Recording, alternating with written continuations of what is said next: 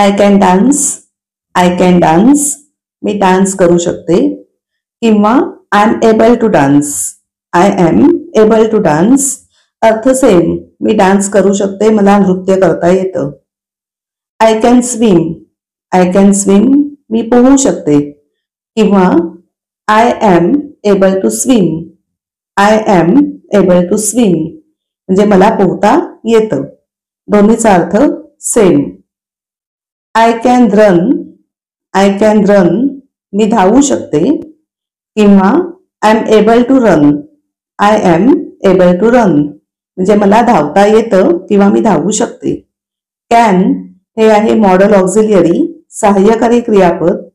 एखादी गोष्ट करू शकणं, क्षमता, ॲबिलिटी असं ते दाखवतं.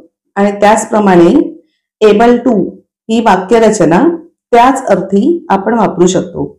क्षमता किंवा करता येतं, मला जमतं असं म्हणताना आपण एबल टू ही वाक्यरचना सुद्धा वापरू शकतो. अर्थ सेम.